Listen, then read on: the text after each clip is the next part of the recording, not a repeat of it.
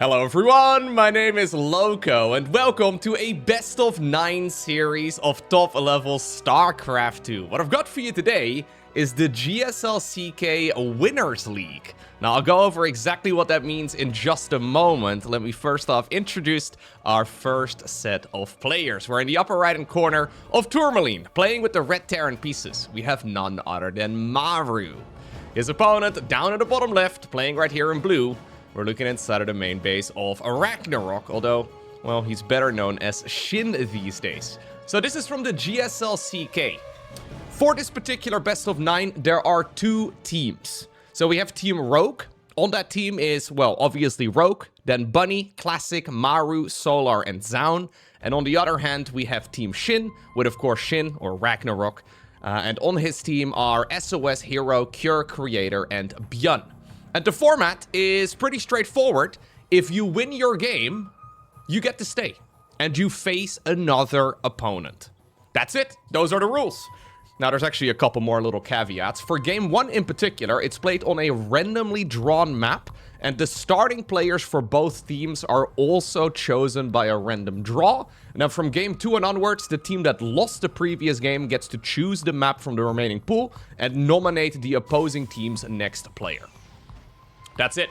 That's it. Those are the rules. So, we'll find out together exactly what ended up going down, but this should be an absolute banger. I gotta say, all of the creative formats that we've been seeing over the last half year or so in StarCraft 2 are really, really good.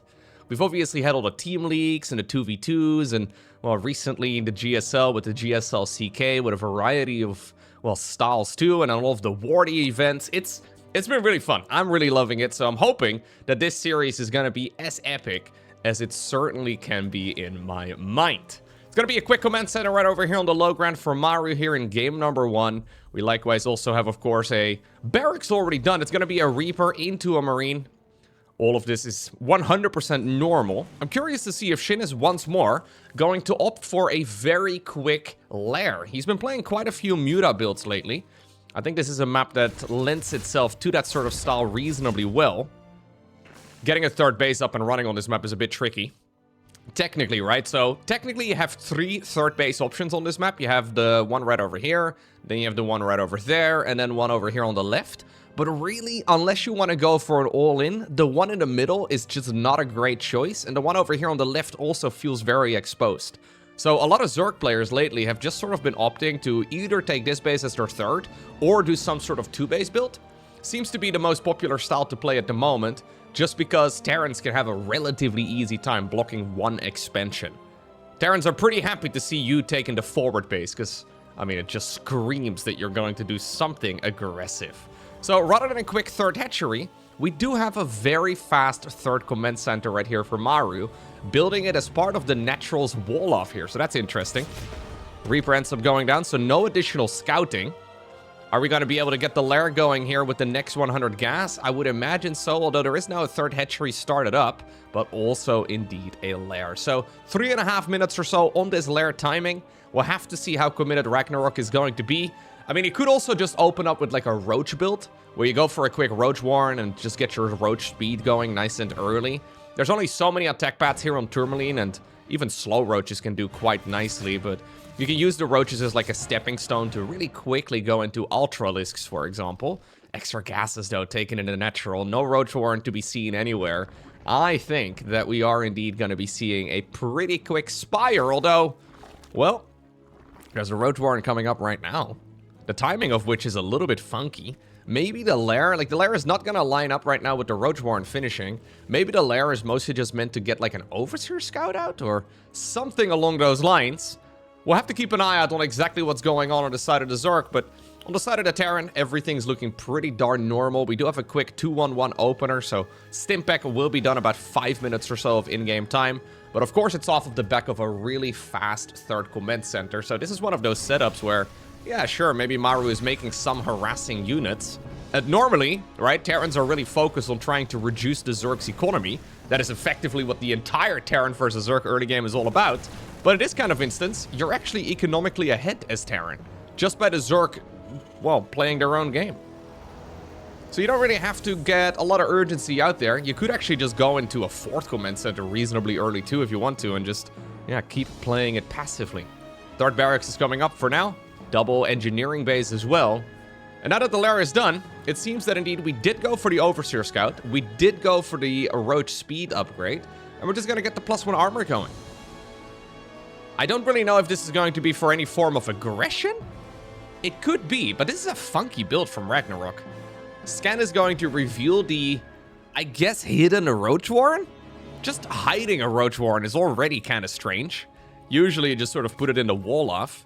Expensive scan though for Maru, it has to be said. And Maru is respecting this enough to actually fly the 3rd base back into the main.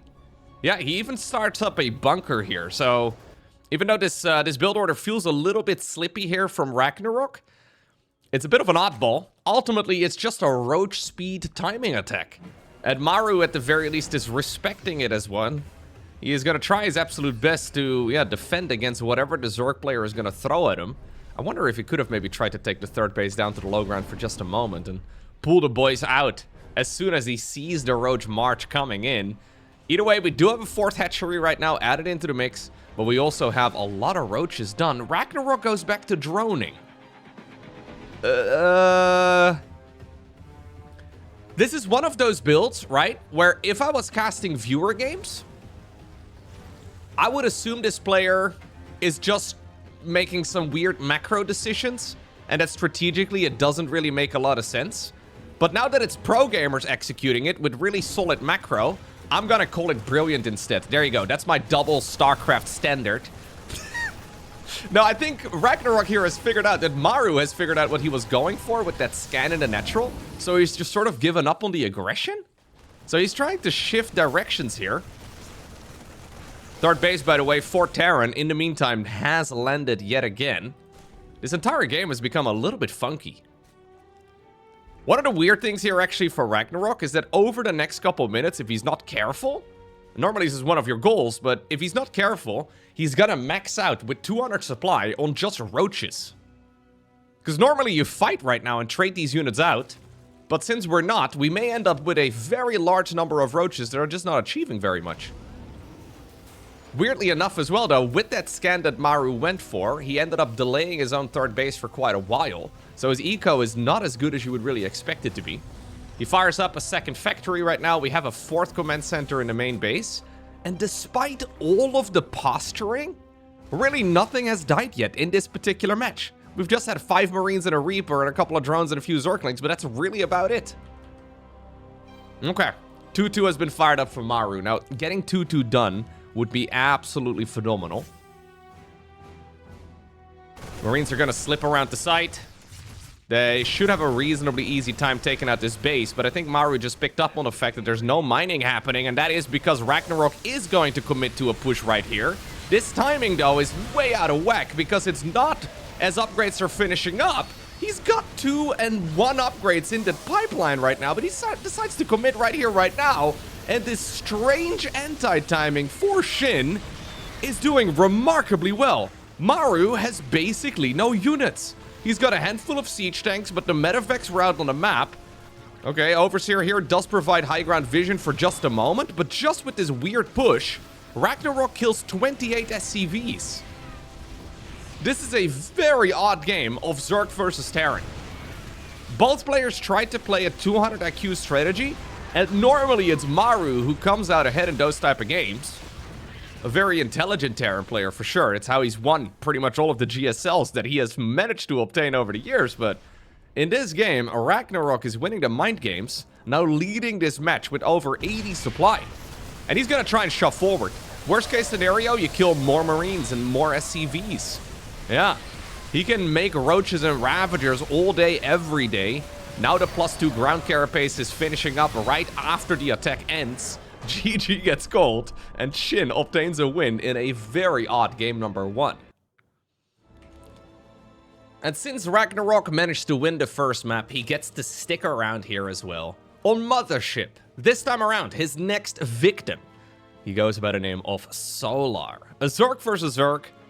On a map, well, with a reasonably short rush distance. Getting across the map, at least on this one, it always feels like you can just knock in your opponent's natural expansion, especially with Zergling, Baneling type of attacks, very, very quickly. Some Overlords are going out. Of course, this is a 3-player map, so there's 3 spawn locations. The players don't really know where the opponent has spawned. Luckily, though, for both Solar as well as SHIN here, they are scouting in the right direction, which is quite convenient. This is one of the problems with, well, maps that have more than 2 spawn locations. Sometimes you just end up scouting in the wrong direction, and you have no idea about the aggression that your opponent is throwing your way. It's one of the reasons why a lot of people would like to see a reduced worker start. So say you have like an 8 worker start rather than the 12 that we have right now.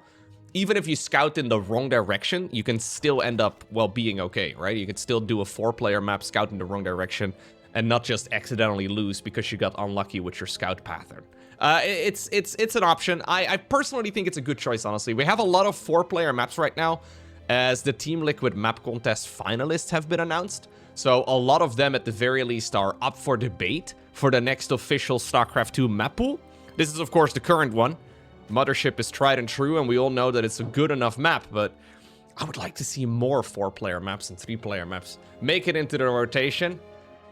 I think it would be a smart choice to reduce the starter worker count by, like, I don't know, probably up to like 8 or 9. I think that's fine, right? We used to have 6.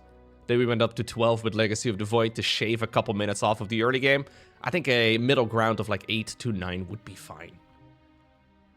Anyhow, quick third hatch over here for both players. Solar taking one as well over on the left side of the map.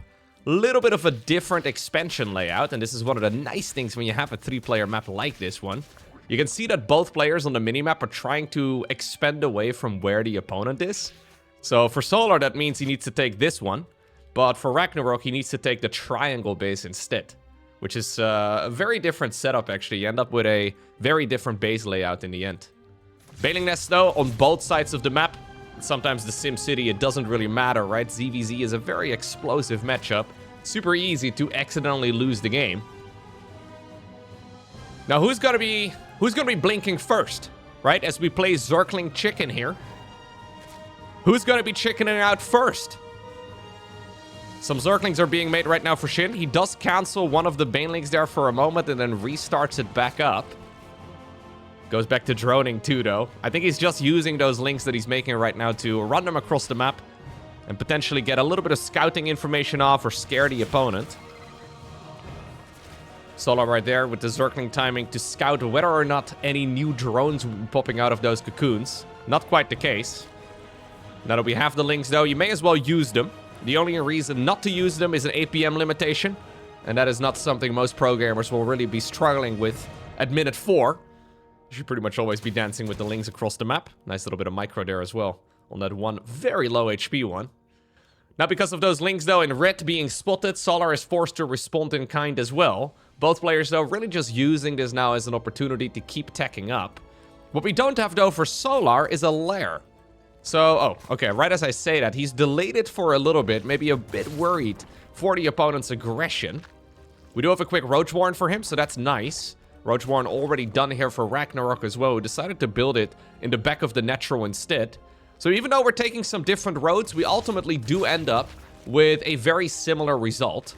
Ooh, as Ragnarok goes +1 melee, this is the first big deviation in this game. +1 melee for the player in red. Solar here opting for the +1 missile. Okay, so this is indicative of Ragnarok wanting to play Mutaling. Mutaling Bane. Mutaling Bane into Hydra Lurker. Mutaling Bane into Roach. There's a bunch of different options. You can just double down as well on Mutalisks. For Solar, it means that he can definitely commit to a Roach attack, but if the Muta numbers are too big, well, Roaches are not going to cut it. Keep in mind that with the most recent balance patch for StarCraft 2, they did reduce the cost of the Spire. They also reduced the build time of the Spire. So if you're a ladder hero, the Spire now is a very, very common choice in the mid-game of Zerg versus Zerg. I still think that the more defensive style that Solar will likely be forced into is theoretically better. It's just that the margin for error is so freaking small. Like, if you make one little mistake, a bunch of Banelings run in, or Zerglings get into your main base, or you're not paying attention, the Mutas suddenly show up. you can just very easily lose. But Solar does have a really nice late game transition. If you manage to go into like Infestor, Viper, right? You have such a good combination. He's creating a wall off. That is cheeky there. He saw the roaches and lynx coming in. He morphed a couple of veins there to slow down the advancement of those blue roaches. Cheeky little Baneling wall. I guess is what we can call it. A Baneling force field. Using this very narrow space that Solar made for himself there for just a moment.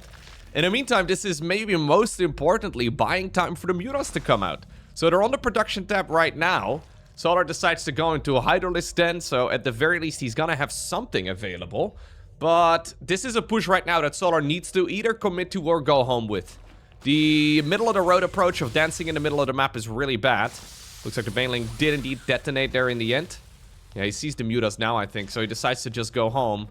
It's a bit of a run back, but with roach speed done, with glow reconstitution finished, Solar should be able to make it back. The fact that he actually already made a Hydro Den is really sweet. Yeah, having to wait with those Hydralisks is always a bit annoying, but I still prefer this position for Ragnarok, though. That's the thing, right? Like, in theory, the spot that Solar is in is strong.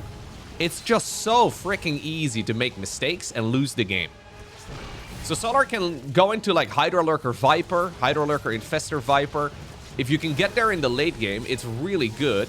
It's just so easy for a Queen to die, a couple Hydras over here to die as well. And then, of course, those mutas, they can go home again, too, to deal with the roach attack. Now, this is a lot of roaches. Ragnarok has been responding in kind with roaches of his own. He's got a Spinecrawler here set up, too. Mutas are going to be able to meet some of those roaches as they're once more trailing back home. Yeah, this is a problem here for Solar.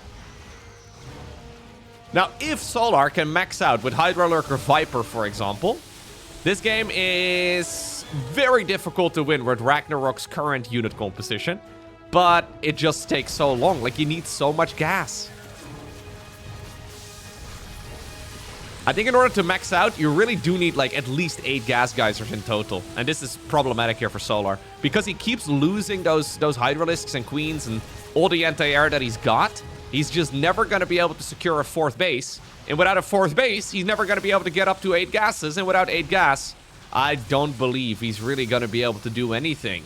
Yeah, against this amount of Mutalisks. Like, he's just not going to be able to get the sufficient production out to be able to combat this.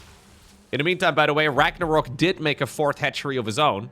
Lurker Den starts back up here for Solar. But now there's a big attack imminent. As Ragnarok is going to try and test the waters a little bit. More and more Overlords are dying too. This is going to leave Solar in the dark. Look at the amount of vision that he's got on the map right now. He knows nothing. He's like Jon Snow in the last couple of seasons, man. Then he comes back. Maybe, potentially. And then he still doesn't do anything. That's the best case scenario right now for Solar. Very similar to Jon Snow, really, when you think about it. Alright, Banelings rolling through, trying their absolute best. Roaches, though, opening the door. And this... yeah, this is game over. Brilliant game by Ragnarok. Getting a 2nd win on the board in this all-kill format. Turns out this Team League format really is just me trying to get you to watch some Zerg vs. Zerg. Unintentionally, for what it's worth, okay? But I do think it's an excellent matchup. It's actually very fun to watch, but it is one whenever I upload a video. It doesn't really get a lot of views. Now, our next game, our 3rd game in this best of 9, just so happens to be another Zerg vs. Zerg. Now, Shin has won the first 2 games, so he gets to stick around for another one. Rogue, though, is going to be his next opponent. The 2 team captains going at each other. Let's see. Of course, Rogue will have seen the game that Ragnarok just played against Solar. He will have seen the game as well that Ragnarok played against Maru. And he's probably, not really learned too much. Yeah, you may have noticed the games, right? You may have spotted them, but honestly, they didn't really tell him too much. That game against Maru was a little bit of an oddball. That game just now against Solar was really very standard. There wasn't really anything too spicy that Shin did. He just played significantly better. I'm actually curious in hearing your thoughts as we have Rogue making a stupid amount of links. I am curious at hearing your thoughts on the winner stays on type of format. I think it's very cool. definitely something we need to see more of, I think, in StarCraft 2. It's a very fun idea. And since most of the pro gamers do get along really nicely, I mean, yeah, they're competitors. And yeah, they would really like to win, but most of them are also good friends. I think it's kind of fun to see them, you know, forced to interact. Still get a little bit of that team format idea without actually needing to communicate with your allies. All right, Rogue going for a mass link flood straight across the map. Shindo sees this coming in from a mile away and walled himself in fully. And look at Brenda. Brenda is making herself look really thick. As a matter of fact, she's going to get a little bit of a backup as well with a few Evo chambers.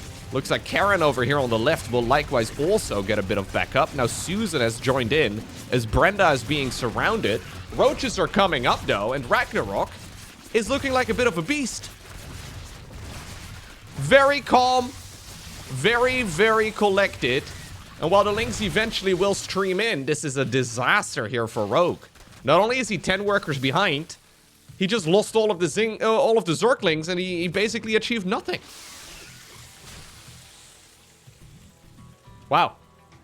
I mean, not to say that Brenda and, what did I call her? Karen aren't important, okay? I didn't mean to be a jerk about it, but this is such a significant... I mean, this looks terrible, but this is way better for Ragnarok, okay, than it is for Rogue. This is such an ugly-looking wall-off. Only Hero would be applauding this. It's been very efficient. In the game of drones, you win or you die, okay? There is no middle ground. And that is exactly where Ragnarok has been a hit. If we have a little peek over here at the income advantage, not only does he have this income lead, he also has got the tech lead. So we're going into a lair right now. It's about 4 quarters or so. 4 quarters? All right, let's go with 4/5 of the way done. Rogue still has an insane number of links, but I think playing this out slowly is indeed the right call for Ragnarok. So +1 missile is a really big upgrade. It allows you to 2-shot Zerglings that do not have armor upgrades. So as long as you got the +1 missile done, your roaches will go from 3-shotting links to 2-shotting links. So a really big improvement. Lucky for us though, Rogue is already anticipating this ahead of the upgrade. So he actually decided to go for a quick +1 armor. And after apparently committing to a link flood, we're now going to follow up the link flood with more of a link flood and then a few roaches for support. This third hatchery is not really that important. Ragnarok will gladly defend it, but he doesn't really need to. I guess he decided now to use one of his secondary Evos, since he made 4 of them anyways. Actually, I think he made closer to like 6. Yeah. He made a whole lot of Evos, may as well make use of them. He's just defending, and Rogue is the one that's going to have to punch him in the mouth. There is a third base though here for Rogue, and he did actually make a healthy number of workers in the end. I think just giving up on this base is smart, yeah. So committing to an all-in here for Ragnarok makes the most sense. He's got 2A saturation, he cancels the +1 armor, and he is gonna flood the map with happy little roaches that have +1 missile, and then also glial reconstitution done. This is very reminiscent of that game against Maru in a way. An odd, yeah, little roach attack, but I think this one makes a lot more sense. Rogue is doing him the honors as well of opening the door. Now the roaches are gonna have to join the Zerglings here. I don't think this is gonna work at all, Rogue. Unless he gets like a killer surround. Like maybe if he gets a wraparound. Yeah, wraparound into corrosive biles. Yeah, this ain't it, Rogue. He knows it. The Ravager's now kind of exposed. The problem here is that these roaches in blue do not have roach speed done. Now, Rogue is a killer, though. Oh, surround, surround! Woo, that's close. There we go. I love this. Zerglings around the sides. And then, of course, we have the biles going into the middle. Yeah, Rogue is such a good player, man. Yet again, look at that. Susan getting dunked on. But roaches have a lot of health. And the Ravagers have nothing really protecting them. So ultimately, even though the play here from Rogue is cute, many of the roaches do survive. My god, we definitely need to get some gas going here. If you make a Ravager, your Ravagers will spawn with full health, no matter the amount of HP that a roach has. So morphing in the low HP units into a Ravager, boom. It's an insta full heal as well, and then an upgraded unit. Lair coming up now for Rogue. We could add up, like we could end up here in a weird spot where even though Ragnarok has won every battle, he is gonna run out of economy because we are now 8.5 minutes in. And you can see here that the main is running low. The natural will not be too far behind either. Ragnarok needs to get a third base up. So I really like that he's actually using some of the roaches here to protect that third. Not a bad setup. Again, by the way, Ragnarok making it all a little bit confusing for everybody. He changed his username from SHIN back to Ragnarok after running Ragnarok for like the first decade or so of his career. So he used to be known by the name Ragnarok. Then he played under the ID SHIN for many years, and now he went back to Ragnarok again. Just to make it confusing for everybody. You're not hallucinating. These are just the same players. It is, just a little odd. Oh. Sorry about that, Otto. Maybe there was a little bit of space in the middle where you would have been safe. +2 missile coming up. +1 armor here as well for Rag. And I think he's gonna go for a follow-up push yet again. Yeah, he made all of the low HP roaches into Ravagers. Using them right now to basketball down a bunch of those units. Dunk on the Overlords. And I think it's time for us to send it. Rogue still has mustered up an army, though. But this will be the first time that he's gonna have to deal with all of these units. Now, by the way, we have +2 missile done against +1 Carapace Lynx. So even though Rogue did counter the initial +1 upgrade, right now Ragnarok has countered the initial +1 upgrade of the opponent. This is multiple layers of upgrades deep, but SHIN is making all the right choices here. Yeah. There is a Zergling run by in the meantime. Yeah, okay. Rogue trying his absolute best, man. He's such a fighter. You love to see it, but I've got a feeling that this is just the type of attack he can't really stop, but he's certainly putting in a lot of pressure. Keep in mind, these are 1/1 Lynx. They do have +1 melee done as well, and he will do whatever it takes. Forcing a lot of the units right now in red to go back home. The last thing Ragnarok wants to do, really, is split up his troops. There is still, though, a safe haven over at the third base for the most part. That's where those Ravagers have now arrived and where these other roaches are headed back to. In the meantime, the natural expansion of Rogue is gone. Yeah, Rogue is making it look like a rather close game. And he really is squeezing as much juice out of this army as possible. But there really is no other outcome than Ragnarok getting a third point on the board for the team. Alrighty, next up, 10,000 feet. SHIN trying to see if he can complete this just by himself. Who needs teammates anyways? This is why we became StarCraft players in the first place, right? This isn't Counter-Strike or League of Legends or Dota or Overwatch. Whatever game you love, I don't know, maybe you play other games. This is a game where you don't have to talk to teammates. You don't even need them. Just beat them by yourself. And then rather than taking responsibility for your losses, blame map design or balance or lag or something. Next up, we find ourselves on 10,000 feet. And SHIN's next victim is none other than Classic. A god tier Protoss. So let's see if maybe he can get the job done. Our first Protoss today, by the way. Oracle thing to get started with this aggression. Adept into Oracle, into another Oracle, into potentially another Oracle, and then potentially after that you could see another Oracle. Usually though, Classic builds 2. He has been experimenting with going 2 initially, then taking a third base pretty quick, and then going back to additional Oracle production. I find that quite an interesting build. Ah, we're gonna go triple Oracle straight up this time. Okay. Ulto the Overlord, though, did immediately see the Oracle. Cheeky little spot here to hide that Ovi.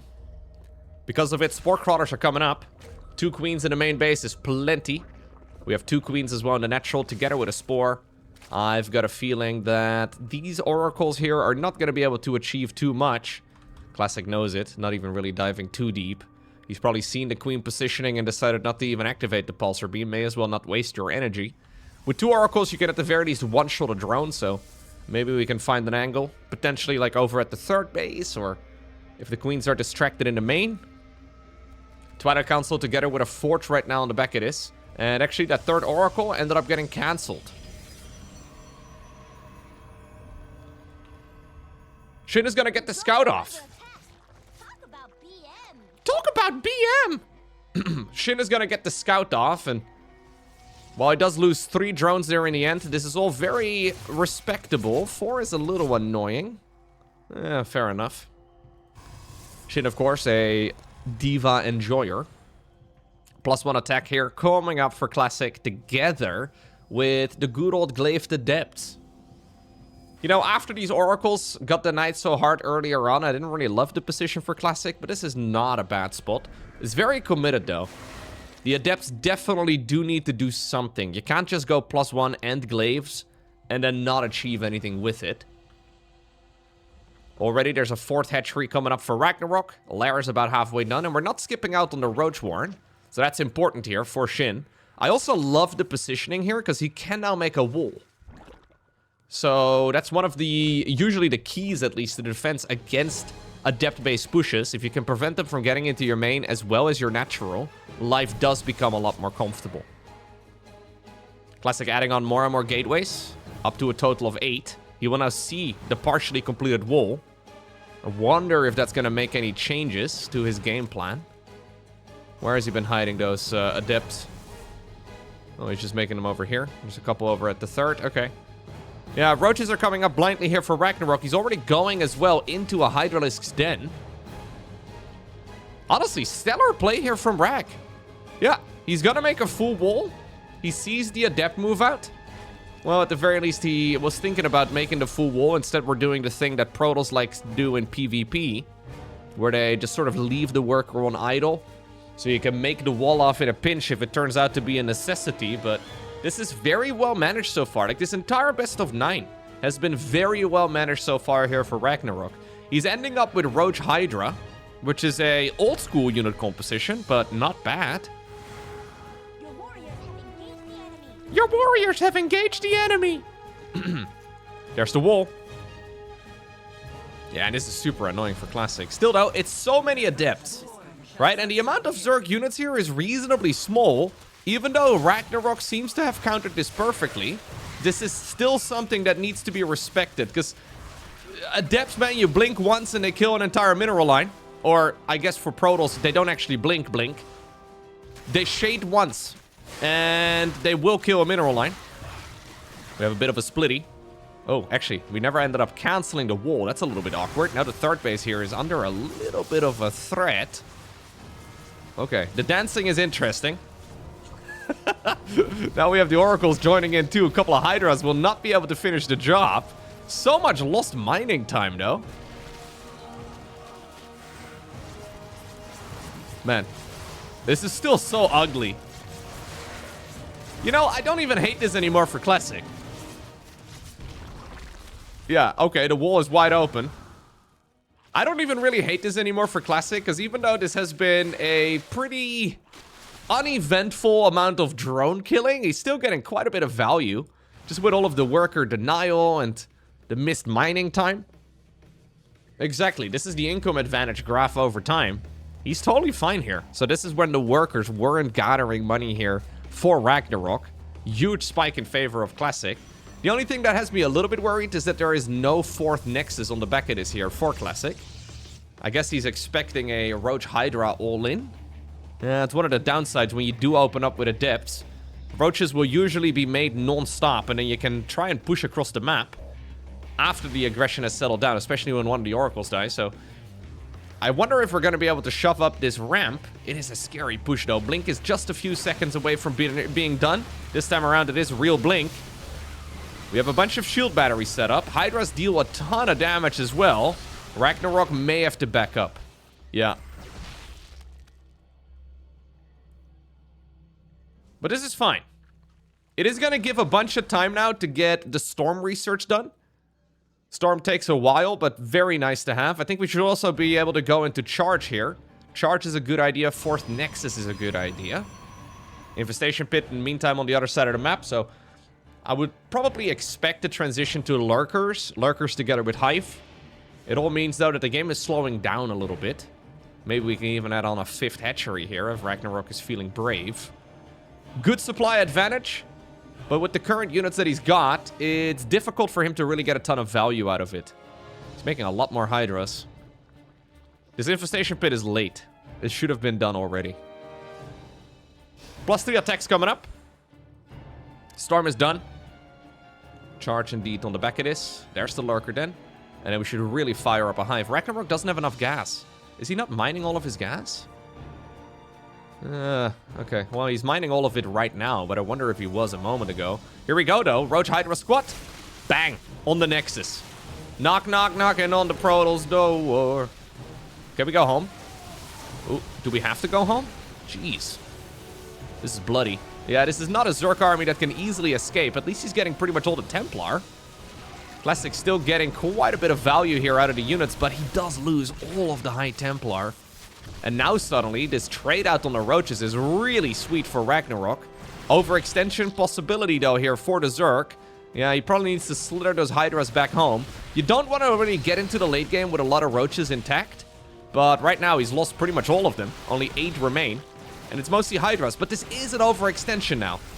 Stalkers can actually be microed very nicely against this type of army. He's going to blink behind this army too. Grab a few more as the units are trying to make their way home. And now suddenly, Classic can go in for the counter. He may not have a ton of stuff. That blink was a little overly ambitious. But he's got a scary army. The clock is ticking here for Protoss, though. Because now a Hive is done. Seismic Spines coming up here as well.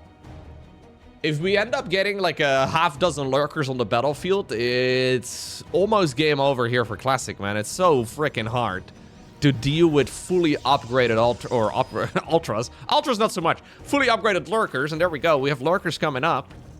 Obviously, it's all still about execution. But Ragnarok is playing some stellar StarCraft. Although he did overextend just now, and it is going to cost him. It's going to make him at least a little bit more hesitant. Tiny little Zealot run-by attempted in the bottom left. Prism as well on the right side of the map. They have their work cut out for them, though. Because if this game keeps going the way that it is, I think Ragnarok will be able to squeeze out a 4th victory for the team. His unit composition is just better. Like, ideally, as Classic, you do what you're doing right now, right? You end up going, like, Archon, Immortal, Zealot, Storm, right? But then you also sort of have, like, a Mothership on the horizon or a Tempest transition coming up. And this is exactly what you don't want to do. Really? Do we commit into this? I mean, these are not fully upgraded Lurkers yet, but they deal so much damage still. We do have a Fleet Beacon coming up together with a 2nd Stargate. 2nd Robo just finished up. Charge is going to be used on that newly made hatch, so that's at least something. 5th base will die, but I mean, that's like 300 minerals worth of a hatchery versus, well, like 500 minerals or so worth of Zealots that end up dying in a low eco scenario. I think Ragnarok can continue pushing with these units. You can make more, I think you make more Lurkers here, right? Like, you just keep making as many as you can. Okay, he doesn't need to be dancing around like this, though. We really do need to be very decisive. We are still on a timer. You know what? The Zealots in the main base are doing a good job. Classic fighting from behind, but doing a remarkably good job. Okay, Roaches yet again. I don't really like the additional Roaches. Tempests are coming. There's 6 additional Lurkers. Storm, can we storm this? My god, it's so juicy. Classic doesn't quite see it. The Roaches here are buying a bit of time. Tempest are about to come out, and the Zealots are slowly working their way through the mineral lines. Looks like the Prism is nowhere to be seen anymore, and now the Lurkers are indeed getting close to the 3rd base as well here of Classic. And while you will have a Tempest out, it's gonna take forever to actually kill all of these Lurkers. Ragnarok decides to chill. Builds a Spire. Okay. Yeah, he doesn't really want to risk it. He knows that Tempests are scary, right? Like, right now it's just 2 of them, but soon it's going to be 4, and then not too much later it's going to be 6. You really do need something to be able to kill them. There is detection now. Maybe it's time to unburrow and go home. Alright, well, maybe get another Immortal first. Yeah, okay. In the meantime, though, the other half of the lurkers did move to the right side of the map. Ragnarok flooding the map still with even more units. Not only does he want to kill the third base, he wants to go after this nexus over here too. Lurkers tiptoe forward yet again. Keep in mind that we lost the oracles, right? So no revelation available, meaning that the only way for detection here is with that observer. Lucky here for Classic. There is... Oh, he loses a Tempest. No. Lucky here for Classic. So we do have the lurkers swooping in. There's no Overseer nearby to shut down the detection. This should definitely be a Zerg push with a couple of Overseers as well. But Ragnarok is closing this game out really well. That is another Nexus down the drain. This base over here never got remade. Now the Spire is done. So we can even start up some Corruptor production if we absolutely need it. But since one of the Tempests already died, I don't even really know if that's, if that's really a necessity. Maybe going home and just chilling is the right call. Maybe go home, max out, wait for the Protoss to come to you. Because this, this is still a scary Protoss army. Like, don't get me wrong. This is still a Protoss army that has a lot of weight. If we look at the army size, sure, Ragnarok may have been winning pretty much all of the battles, but this is still an army that punches way above its weight class, and I don't think Classic can really, I don't think he can really sit back.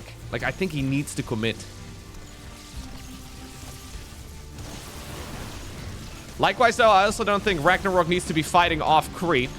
He wants to get some freebies, but as long as Classic is keeping his camera over here, it should be okay. Classic double expending. Wow, he does lose a Tempest as soon as I swapped camera. I guess Classic did the same thing. He is double expending, so at least that's something. If you can get all of the bases up, it is maybe doable again. Bunch of Hydras over here will have to dash out of there. Lurker counterattack yet again as he spots the new bases coming up. 3 o'clock expansion, though, coming up too. The amount of units at home is kind of small, man. Zealots are going to charge at Hydras, which will then get picked off by a bunch of the lurkers here. Corruptors try their absolute best to shut this down. There's no Archons in large numbers available. There's just one of them trying its absolute best. It is messy, it's bloody, but I think Ragnarok just barely has enough, although he will lose one of the expansions. He did already deny another Nexus over there too. Now the Hydras and Lurkers on the counter-offensive are gonna be able to get a lot of work done, though. No easy way for Classic to clean this up. And this is looking like another win for Team Ragnarok, who is single-handedly destroying the opponents. GG. Okay, and there we go. Map number 5 in this Best of 9 series is the map Old Republic. Let's see if Ragnarok can complete his clean sweep. Honestly, kind of ridiculous, right? So again, this is a winner stays type of format, meaning that as long as Ragnarok keeps winning, well, he can single-handedly, technically at least, obtain the victory in this entire series, which really would be ridiculous. Interestingly enough, Ragnarok seems like the better player compared to Shin. Now, I know they're the same person, but ever since he switched his username, a couple weeks ago at this point, he does seem to be playing a little bit better.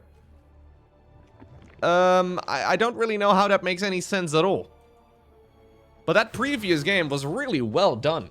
Maybe a little overly aggressive at some points, but I mean, he really did wipe the floor there with Classic. He needed to be a little bit careful about some of the imminent counterattacks, but I think he managed it really well. It's going to be a Stargate opener here for Zoun, who will be Ragnarok's at least potential final victim. I was gonna say, vinyl victim. The Dutch there came out for just a moment. In all these years of casting StarCraft, one of the most prominent bits of feedback I've had on my English is the pronunciation difference between the V and the F in English. So in Dutch we do use both letters, but most of the time you can pronounce them identically.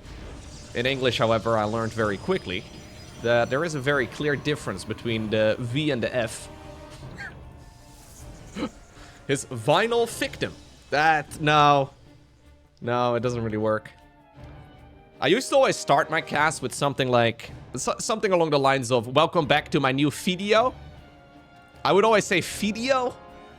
And that's mostly because that's how we pronounce literally the identically spelled word in Dutch. But it turns out the English pronunciation is ever so slightly different. Anyhow.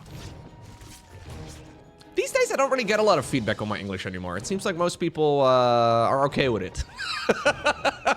Maybe you've just gotten used to it. I don't know. But, yeah, it seems like it's... wait. Is this always wrong on Old Republic? This hexagon is in the... Why doesn't it... It isn't centered. Okay, this is unplayable. My new least favorite map. Oh, it's okay over here, it seems. Wait, is it though? I mean, it's not perfectly... Oh, God, no, it's not. All right, let's not pay attention to that because I'm going to lose my mind. We have a Oracle start yet again. And then also into Glaive to Depths yet again. Forts on the back of this a little bit later, though, here for Zoun. We cancel the Glaive to Depths and now go into Blink. Fair enough.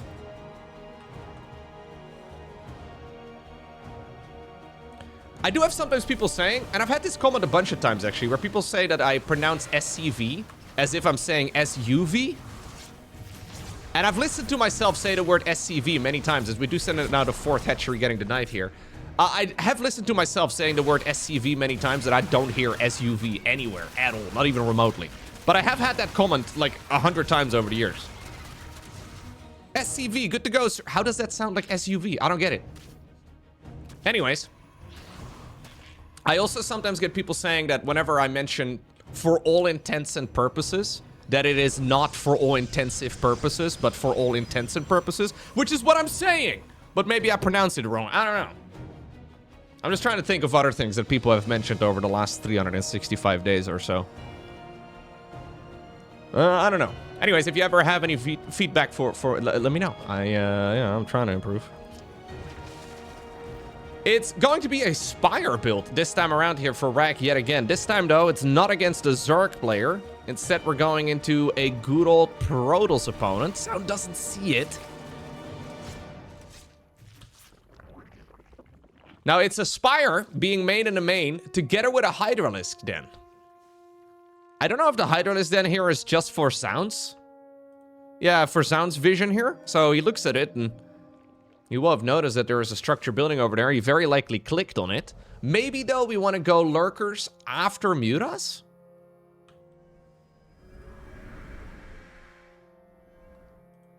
I'm not sure. Storm, in the meantime, is finishing up here for Zoun. Ooh, and we have a proxy hatch coming up. Okay. Yo, shit is getting, he's getting in the groove here. Building fake structures, getting a proxy hatchery done. Okay. He's starting to feel a little bit fancy. You'll have to see it. We're doing a little bit of showboating, I guess. 15 drones. Straight up to about 90. New hatchery at the bottom of the map is done. You do have to respect Protoss, though, because this is still one of the very best Protoss players in the world. You gotta be a little bit careful about this entire setup.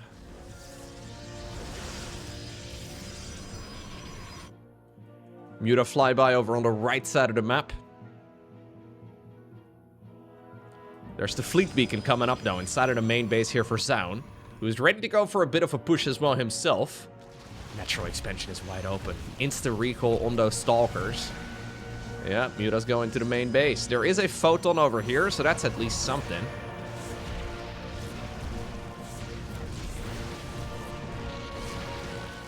Ten probes, just like that. And we already have a hive coming. Do we have a lurker den? We should probably make a lurker den, I think. Yeah, there it is. Lurker den indeed on the back of this, together with a second Evo. Okay. Dude, I really like what Rag is doing. He's getting that rich Vespian gas guys are going.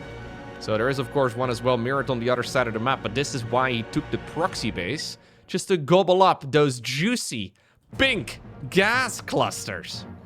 All right. Oh, he's diving too deep, man. The Ragnarok is going a little ham here. Yeah, he's starting to believe. Let's see. It's a mama ship right now here for Zoun. It's got a good army. It's, supply-wise, a really solid setup here, right? For the Zerg player. But this is a quality army for Protoss. Whereas for Zerg, it's something you kind of just throw at the wall. And you hope for the best. Like, we're gonna get to a quality army here eventually, but we're not there yet. Lurker Cocoons added into the mix yet again, though. We're gonna go into the good old seismic spines once more. Zerglings hoping for the run-by. Tempest production has kicked in.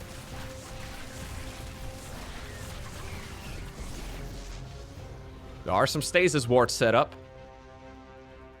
It is important here for Rag not to be too frivolous with his unit positioning and the amount of things he throws away, because yeah, he's been slowing down the Protoss economy, but this is still a Protoss on 4 bases with a really solid army, and also still 80 probes. It's not like Zoun here is poor. The traits are all very efficient. And ultimately, the Protoss army is good. There's Mama. No detection available yet again. Mama can, of course, cloak all of these units easy peasy. And she's going to be able to keep this base alive, I would imagine. We can activate Cloaking Field here on the mothership. He's waiting until the last moment, I think. What? Wow! No! Zoun! Zoun! Zoun! Zoun! Zoun! Zoun! Brother, what was that? Oh, sorry, I was about a meter away from the microphone and my mouse. What in the world was that? These games are played on the Korean server. Both of these players are in Korea. We can't blame lag. We can't blame ping. We can really not blame a lot of stuff there. That was weird, man. Like, he really was ready to press the button, but then I guess he was just... Like, he wasn't even just late. He was, like, late. That wasn't even, like, a panic late. He just kind of just didn't press the button. South Korean internet is really good. I'm sure they, no. That's crazy. This is like your allies using their ultis after the fight is done, you know? Like, why are you ulting when the enemy team just died? What's the point? So suddenly this game is once more phenomenal here for Rag.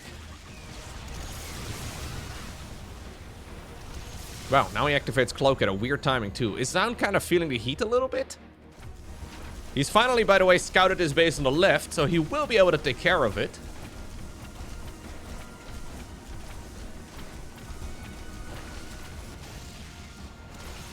But, and this is another thing you always have to keep in mind, this is still a Protoss army.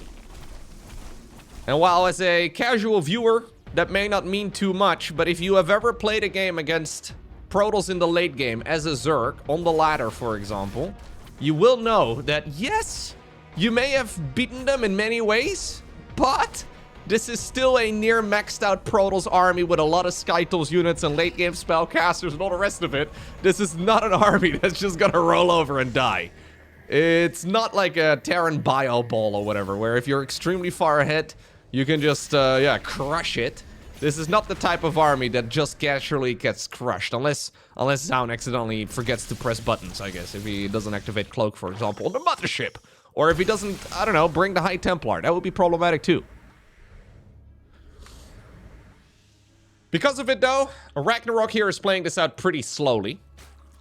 Not really taking any risks, but it does mean that he's now also giving this Protoss a lot of chance to climb back into the driver's seat a little.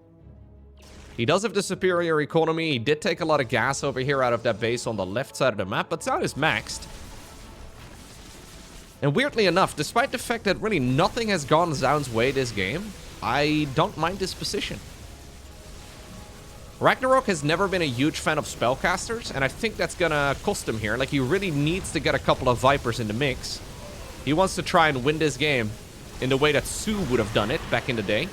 Okay, Mama's gonna die. Couple of High Templar also decide to YOLO in for no apparent reason. Step Mothership immediately fired up. But we should really be getting a couple of Vipers in the mix so we can abduct a few of the Tempests. Apparently Ragnarok disagrees as he's jumping in, trying to go after the Tempests. And the Tempest will die. Lurkers getting close as well. Yeah, the Corruptors are just gonna YOLO. These Corruptors have been sent on a one-way trip. I don't know if they were aware of it. I don't think they're going to be able to kill the final Tempest, but that was still a pretty efficient trade. This is Ragnarok screaming off the roof that he wants to get this team killed by himself single-handedly. Zoun desperately trying to stabilize, though. Ragnarok is now spending his entire bank as the reinforcing clump of Corruptors snipe the final Skytol's units. Mama, by the way, made in the most risky position possible. For some reason, not made in the main base or the natural. We're going to plant her down right over here out front. And you know what? Zoun lives. Not only does he live, he's actually fine. Like, look at the units lost over the course of this game. If we then compare it to the income graphs, yeah, I don't really hate it. Zoun has been more cost-effective with his army. And because of it, yeah, especially now with the income stabilized, I think he's totally fine. This could become one of those games where Ragnarok is seemingly winning every battle, but he's losing the war.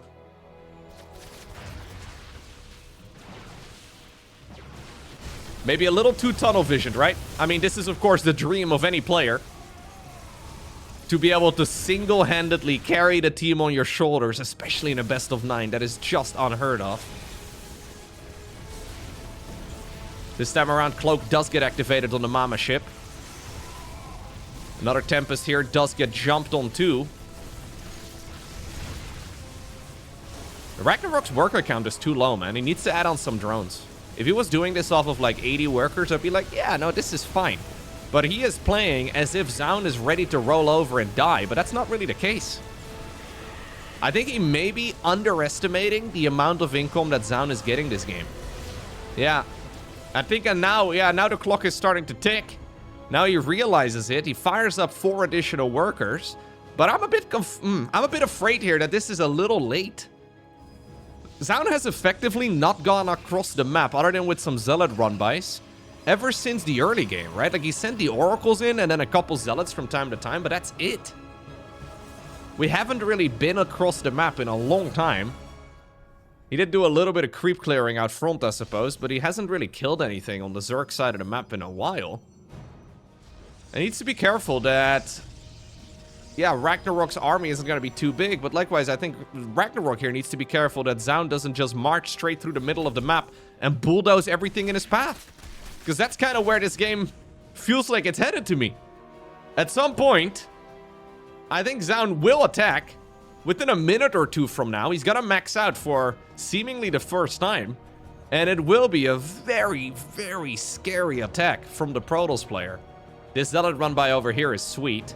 It's only 4 Zealots, but they are very well upgraded and nothing much protecting the drone line.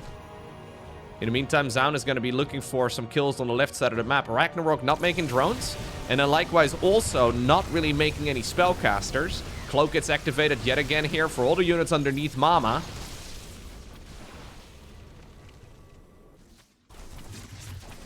The Zealots here will get cleaned up. New Nexus does fire up, even though the rich Vespian gas geyser smells of Zerg. Zoun doesn't care. Gets another lurker for his troubles. More lurkers are being made. I love the addition of an Oracle here. I think the Oracle is a very good choice. He could even go into carriers now if he really wants to.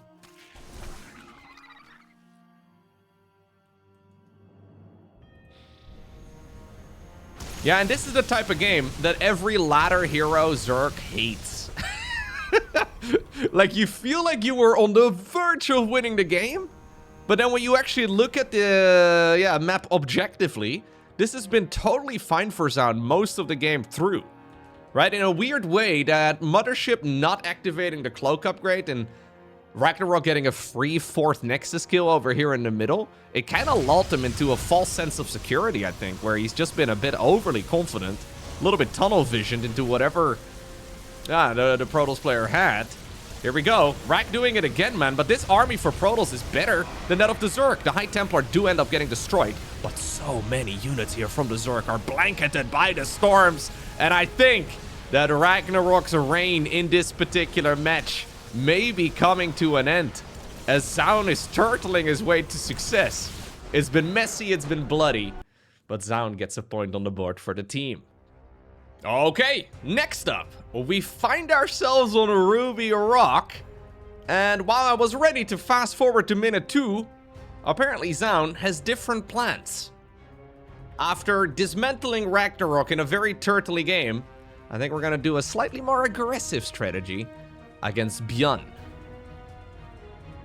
Let's see. What do we do? One of you guys is gonna scout, the other one is gonna build a proxy. Sure.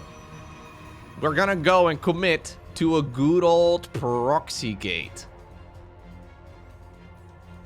ByuN is gonna go straight into the barracks here. He will be sending an SCV to go after that probe, but he will not know about the proxy gates. Now, how many do we go for? You can go from 2 to 4. 2 to 4 gateways is viable. 4 if you want to completely all in. 2 if you want to, at the very least, have a semblance of a follow-up plant. Honestly, 2 can also be game-ending, right? So if ByuN goes blind command center on the low ground, the Zealots are going to be able to kill that pretty easily. And ByuN always goes blind command center on the low ground, I'm pretty sure. So it should be a Reaper out of the barracks, and then a CC over here. And that's exactly what the Zealots are looking for.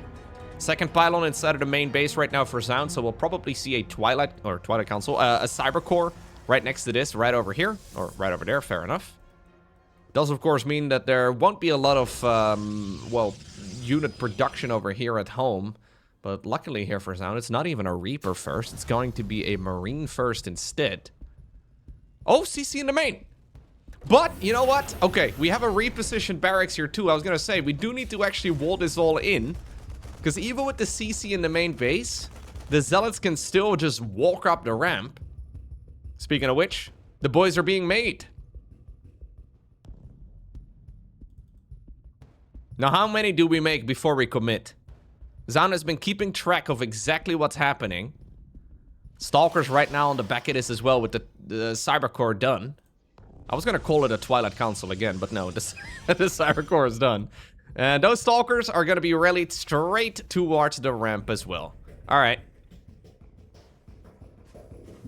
This could actually work out here for ByuN though, because the CC in the main base is really quite nice. He's going to spot this now for the very first time. He's going to be a little bit confused as to why this is here. ByuN not quite committing to the wall. He is going to be able to repair, or at least begin repairing it right here, right now. But now the Stalkers show up.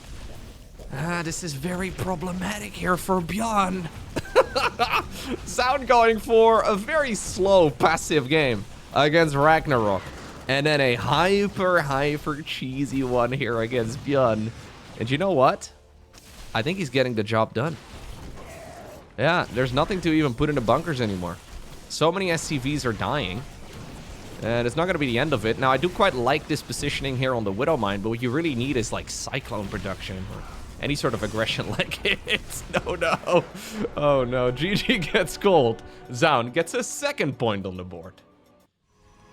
Next up, we find ourselves on the map of Winter Madness. Zoun not opting to go for a proxy this time around. He is facing another Terran. And he goes by the name of Kjær. Now, Kjær already blocked the natural expansion there of Zoun with an engineering bay while I was fast-forwarding in the game, mostly because everything was very normal. Even just blocking the natural expansion, of course, is very normal. So Zoun felt compelled to build up the third base as his first expansion instead. He's going to scout as well. Kjær, that is on the left side of the map to see if there's any shenanigans. Likewise, he's also checking the top of the map just to make sure that there's nothing weird going on. Okay. Now, the last time I saw Kjær play against Protoss, you may remember as well, he was doing a lot of turtling. Like, his general game plan was to survive the early game, survive the mid game, and then win the late game. It is one of my personal most disliked playstyles just because nothing tends to happen for like 20 minutes. Maybe I'm a little bit biased, but I always like action-packed games. I know that there's a lot of Age of Empires fans out there, though, that like the 20-minute mark is still the early game. You know, there's... it's a bit of a different vibe, I suppose, but you can turtle up for a while as a Terran player in this matchup, and it seems like a bunch of Terran players are currently of the opinion, and they may or may not be right, that either you all in, or you turtle up until the late game. That seems to be what a lot of Terran players are doing at this point in time in the current meta. So we'll see if Cure once more decides to play Macro Sim. He gets the scout off over here as the Reaper, or the Hellion rather, does end up going down in the end. Yeah, maybe we need to bring SHIN out now. We've already had Ragnarok. What about SHIN? Maybe we should bring out SHIN next. It is Team SHIN after all. It would be smart. He seems to be in good shape right now. Anyways, a Robo facility here on the back of this for Zoun. Twilight into Robo. We'll probably have a Prism into an Observer. Widow Mines though. Oh, okay. We're gonna walk it into the base. And I would walk one. Maybe the Imperial March is actually better. Da da da da da da. Da, da, da. No way, no way, no way, no way. Oh, never mind. Da, da, da. Looks like a Stalker died in the main base. Widow Mine, nowhere to be seen anymore. The medevac has also mysteriously disappeared. That looked really good there for Cure for just a moment, but not quite the case.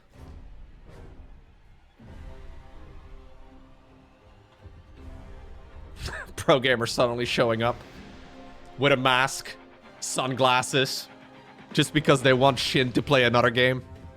Ragnarok gets added into the next place. It's just 4 pro gamers in a trench coat. ByuN is playing on the keyboard. SHIN's holding the mouse. The ultimate pro gamer. The IRL Archons.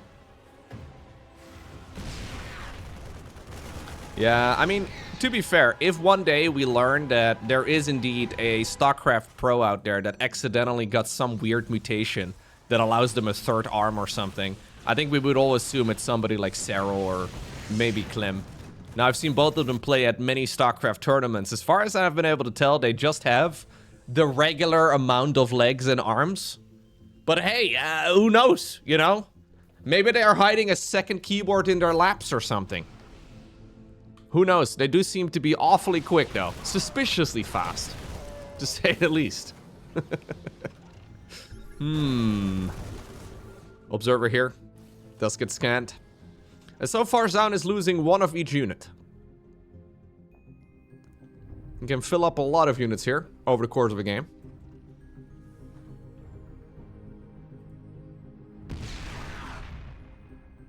Indeed, though, it seems to me that Cure wants to be playing a slow game yet again. 3rd base in the meantime is done here for Zoun.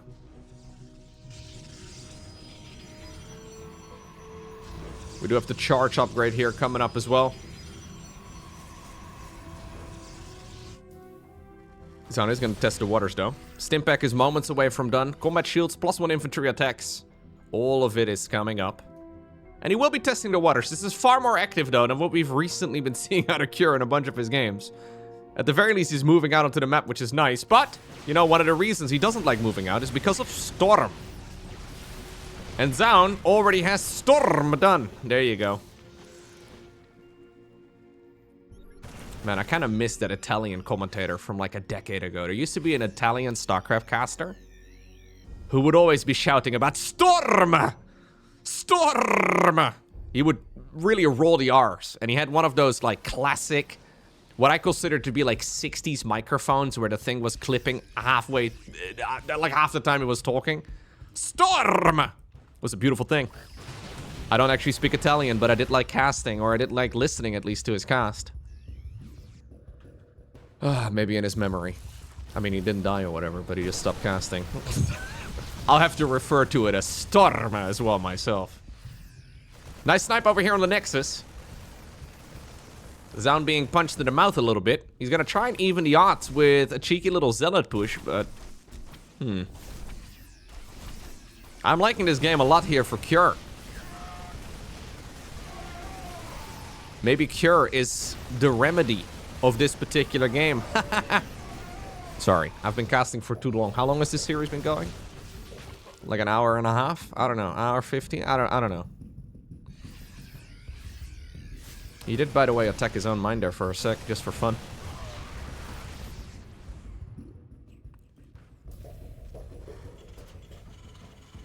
It is kind of sick, man, how, like, StarCraft 2 has been on for such a long time that we actually have so much nostalgia as well for the good old days. Like, lately, especially, I've been seeing a lot of people comment about how much better of a game Wings of Liberty was or whatever, when in reality, it really wasn't. Like, this game is so much better. Like, obviously, it's personal opinion, right? So, it's all subjective, but... StarCraft 2 is so much more refined now than it was in the early days, but... You are getting to the point, since this esport now has been around for like a decade and a half, people are viewing the old days through rose-tinted glasses. Similarly to a lot of like traditional sports out there. It is always interesting to me. Like, even though I've been maybe complaining a little bit about TVP and the amount of turtling that Terran likes to do there. Oh, hold that thought for just a moment, as the ghosts are very exposed. They're trying to get the EMPs off. Wings of Liberty was a lot of turtling just across the board, all the game long. Ultimately, though, this is gonna trigger a recall now on some of the units, including the High Templar. Careful with that prism. Alright, it's fine. It's fine. This is maybe gonna open up the door for Cure to try and go in through this choke point. Snipe the newly made 4th Nexus. We already have the Nexus on the right side, of course, the Knight previously. So many probes are falling.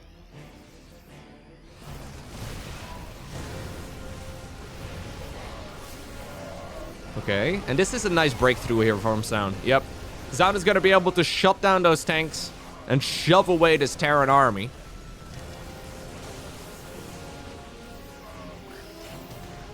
Zealot there will take the brunt of the damage, and while Jimmy ultimately is going to get sniped, that was a lot of worker kills inside of the main base here of Zoun.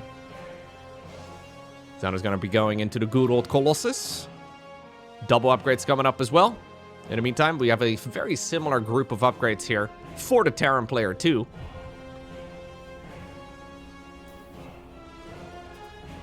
Now, there are a lot of iconic moments in the history of StarCraft 2, but I really think that the game over the last few years has been significantly better than it was for a very long time.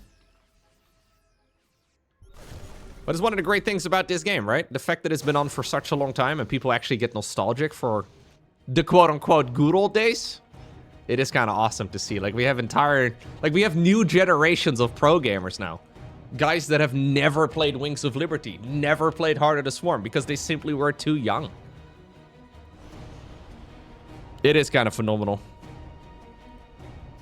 For a game that is very much so also built on nostalgia, it is kind of cool to see those memories still being made. New Nexus coming up yet again here for Zoun, who's double expending. Simultaneously taking a base over here as well in the bottom left.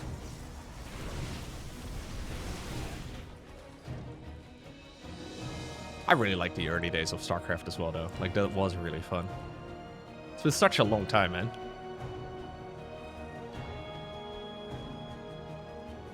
Interestingly enough, by the way, StarCraft 1 has recently been making a bit of a comeback. I've personally not done a lot of StarCraft 1 content, like a little tiny bit here and there. But there's been a growing interest again in SC1, especially over in Korea. That game has been popping off. Especially the Korean commentators are going hard, which is really cool to see. There's a lot of Korean live streamers out there on, for example, Soup, where they are creating a ton of Brood War content, and people are loving that game yet again, which is amazing to see. A lot of history there too, of course, a lot of nostalgia. Cure tiptoeing around the map. He will spot another one of those observers with the EMPs. Zealots in the natural expansion getting cleaned up here by a bunch of Vikings. Dark Shrine coming up for Zoun.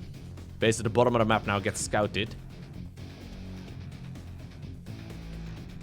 Cure, by the way, has always been a monster in this matchup in particular. I think at least historically, Cure has had like several years where I consider him to be like either the best or the second best TVP player on the planet. Like, he's been a Protoss specialist for an extremely long time.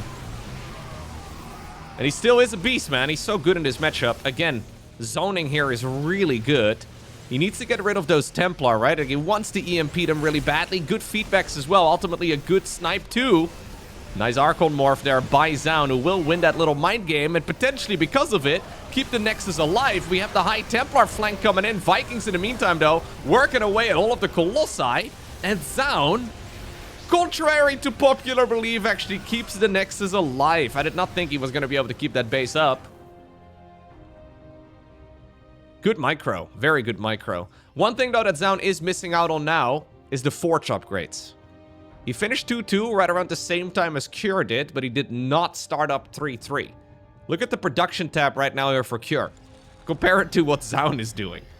Cure is preparing for a game and a half. Zoun is trying to see if he can win right here, right now. And I don't think he's got the army for it. Like, he may be under the assumption that that might be a possibility. He does have 14 gateways, and he is mass expanding all over, but I don't really think that this is an army that can really push through right here, right now. More High Templar are gonna get sniped. The Ghosties there activating their cloak upgrade. +3/+3 indeed now added into the mix. Zoun taking 2 bases at the same time. This planetary is not likely to finish up, and this is a big snipe. Not only are the SCVs going to die, the command center may be next. So many Protoss units here also are bled out, though. Only a single Templar remains. The command center will live, and Zoun is extremely strong, but it's 35 Zealots. And 35 Zealots against this type of army just does not cut it. Ghosts are going to EMP it. Yep. And even though there may be a lot of worker losses, that's another base down the drain here. Likewise, the expansion in the far upper right also gets countered here by Zoun. He decides to just cancel it straight up, rebuilds another one in the far bottom left instead. Good feedbacks. Good EMPs. This is, though, where Terran is always looking very scary against Protoss, right? When we can go into these late game upgrades. He needs to be careful, man. He just took a huge storm. Actually decides to keep stimming forward. So many low HP Terran units. I would love to see Advanced Ballistics start up. The Zealots, by the way, have made their way towards the third. They're thinking about breaking open the natural. Not going to happen. I think we need to get the Liberator ranged upgrade going here, Cure. Because that really is the late game lifeline. The more lips we can make, the easier it's going to be to destroy this type of Protoss army. And since you're making a lot of Liberators, extra upgrades for them is really sweet. He didn't already make it, right? No, he doesn't have it. +3 air coming up, so he is thinking about it. He's just preoccupied with other things. 3-3, by the way, did finish up for Cure. So trading out right now would be excellent. He doesn't know about the timing here for Zoun's upgrades, but at this point, Zoun is a little bit behind. He must have clicked one of the Marines and realized, nope. Right now is not the time to fight. We back up. Third Robo added into the mix so we can make even more Disruptors. Very large group of Zealots here trying their absolute best.